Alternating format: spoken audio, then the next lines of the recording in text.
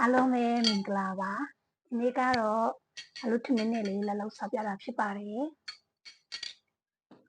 ဒီလေးကတော့ချစ်တုံမေရဲ့ငရုတ်သီးကိုငရုတ်သီးရဲ့တွားရင်တော့ခရမ်းချင်သီးပြုတ်ပြီးတော့ပြန်ထောင်းထားတာဖြစ်ပါတယ်ဒီလေးကတော့မုံရင်းပြုတ်ပေါ့နော်တွားရင်မုံရင်းချင်လည်းဖြစ်ပါတယ်ရှင်900ပိုတန်ပါတယ်ဒီလေးကတော့ကိုယ်တိုင်ကြော်ထားတဲ့ငရုတ်သီး6ရဲ့ချစ်တုံဖြူချစ်တုံမိတ်ကြော်ထားတာပဲဖြစ်ပါတယ်အလူသမင်းနဲ့လေးကိုဆက်ကြပါအောင်ရှင်မှာပါဒါဆိုရင်ဆိုင်မှာ3500တန်ပဲဖြစ်ပါတယ်နော်ရှိုးဆိုင်နေဆိုရင်ဒီလောက်မများပါဘူးနော်အိမ်မှာလှုပ်ရှားတာအများကြီးစားရတယ်ဆိုင်မှာဆိုရင်နည်းနည်းပဲရတယ်15အများကြီးပေးရပါတယ်ဒါပေမဲ့သူတို့ဆိုင်ကလည်းလှုပ်ထားတာအရင်ကောင်းပါတယ်ဒါရလည်းတန်ပါတယ်မဝယ်စားချင်ဘူးဆိုရင်တော့အိမ်မှာလှုပ်ရှားကြည့်ပါနော်ဒီမှာပါရှင်စားပါမယ်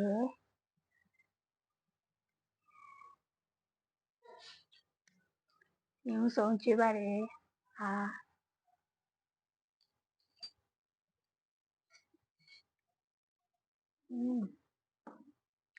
ကိုယ်တိုင်လှုပ်ထားတာဖြစ်ပါတယ်အရင်ကောင်းတယ်နော်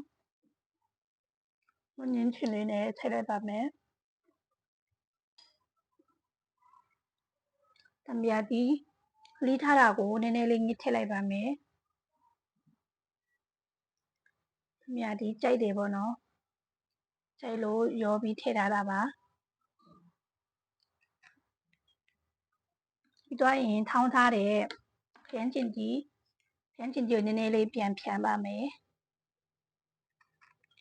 သူမိတ်ကိုလည်းနည်းနည်းလေးပြန်ထည့်ပါမယ်သူမိတ်မကြိုက်တဲ့လူကမထည့်ပါနဲ့ကျမတော့ရမ်းကြိုက်ပါတယ်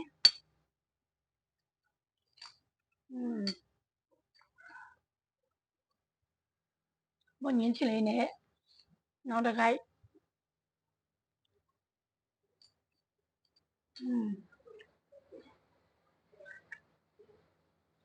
ရုပ်တူ6ကျော်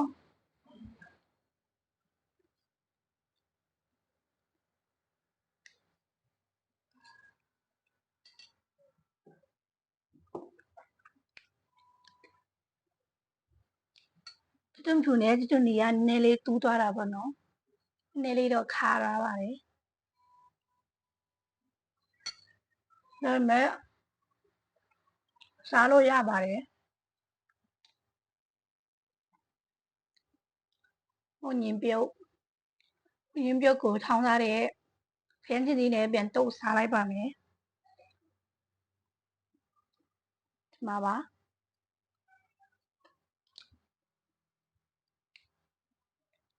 အရင်တော့ဟင်းချက်ပြင်းနေပေါ့နော်အခုတော့ကိုယ့်ဘာသာကိုလှုပ်ရှားရတာပိုချိုက်လာပါတယ်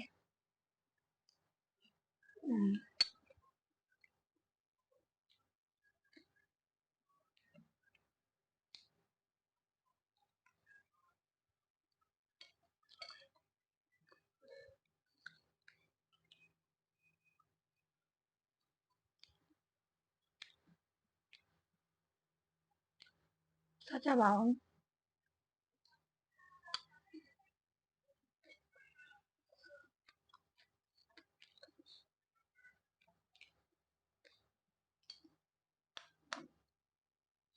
ဒီနေ့မနေ့အိယာထားနောက်ကြတော့မနေ့စာကိုခင်းနေချိန်နေပဲအချိန်ကုန်သွားပါတယ်ဒီကတော့နေ့လည်ရောက်ပြီပေါ့နော်နေ့လည်စာနဲ့ပေါင်းစားလိုက်တာပါ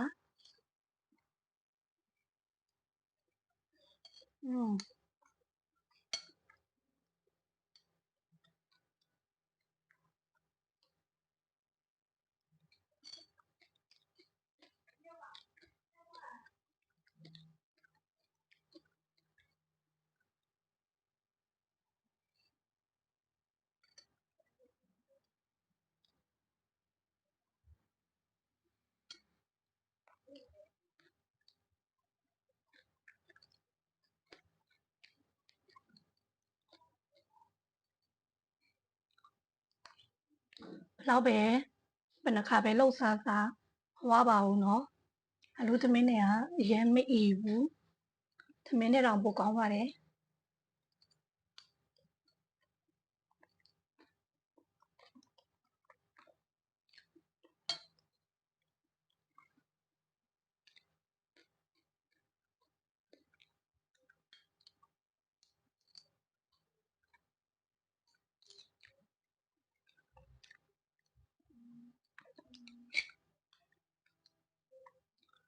သွားလို့ရတာအချိန်တော့ကြာတယ်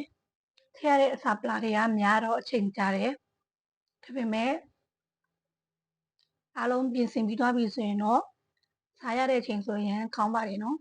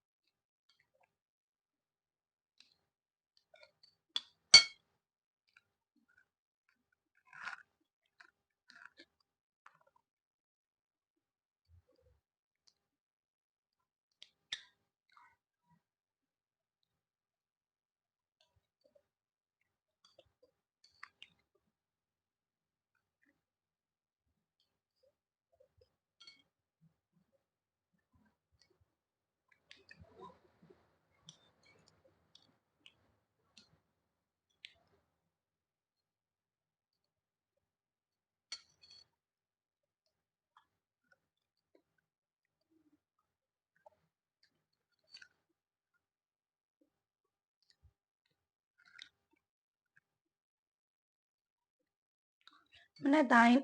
လာရောက်နေဦးလေးရှိတယ်ပေါ့နော်သူကမနေ့9နာရီပဲဆိုလာရောက်နေအလို့သမီးနဲ့ပါတယ်ကိုကအချိန်မထသေးဘူးအမြဲတမ်းပဲပြေးလွှားပြီးသွားဝယ်ရတယ်ခုတော့လုတ်တက်သွားပြီဆိုတော့ပြေးလွှားဆရာမလိုတော့ပါဘူး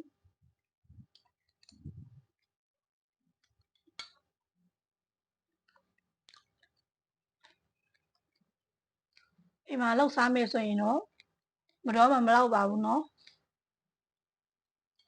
အလို့သမီးနဲ့အကောင်းတော့တယောက်နေနေပဲစားရတယ်မပါဘူး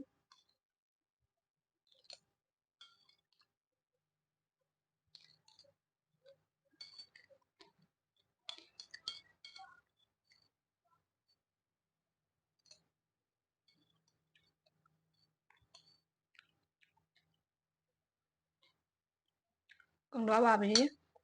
အားလုံးပဲဗီဒီယိုလေးကိုအစအနေအဆုံးထိကြည့်ပေးတဲ့အတွက်ကျေးဇူးတင်ပါတယ်နောက်ဗီဒီယိုမှာပြန်တွေ့ကြပါမယ်အားလုံးပဲကောင်းသောနေ့ရက်လေးကိုပိုင်ဆိုင်နိုင်ကြပါစေတတာ